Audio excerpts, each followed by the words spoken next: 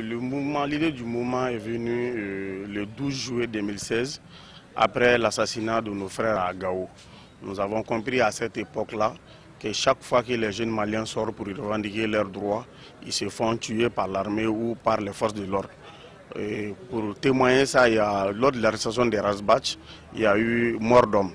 Il y a eu le journaliste Birama Touré qui a disparu parce qu'il a voulu dénoncer certaines choses. Donc à cette époque-là, nous avons compris qu'il faut faire quelque chose, il faut qu'on soit solidaire avec nos frères qui ont disparu. Et c'est ce jour-là que nous avons eu l'idée de créer le mouvement Trop c'est trop.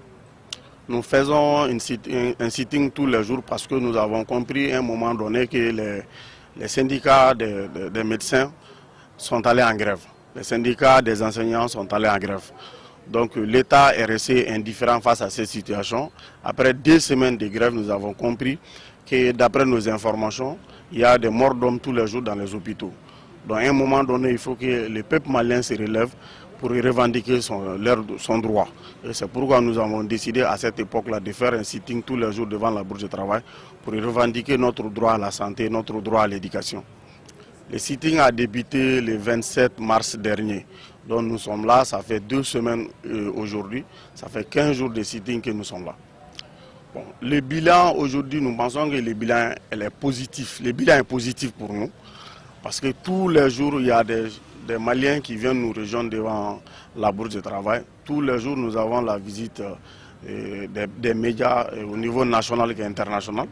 Tous les jours, nous avons des appels un peu partout au Mali pour dire que le message est en train de passer. Pour nous, le bilan est satisfaisant. Et tous les jours, nous avons les forces de l'ordre qui viennent ici pour nous dégager des lieux.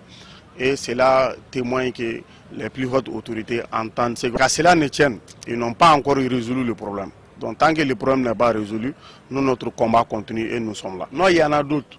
Après les sittings, nous avons déposé des correspondances d'abord chez le Premier ministre sortant et chez les différents ministres de la Santé et de l'enseignement, des enseignements qui ont quitté le gouvernement.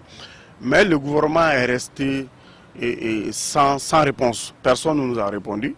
En son temps, on a mené des réflexions, on avait des propositions de sortie, on avait des propositions adressées au gouvernement. Malheureusement, personne n'a répondu à nos lettres et c'est pourquoi nous avons continué les sittings. Nous sommes en contact avec beaucoup de mouvements, notamment le mouvement Antorola.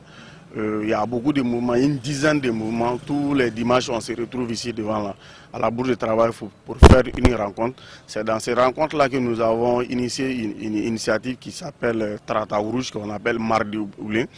L'objectif, c'est que tous les mardis, l'ensemble de la population malienne s'habille en rouge pour témoigner leur indignation.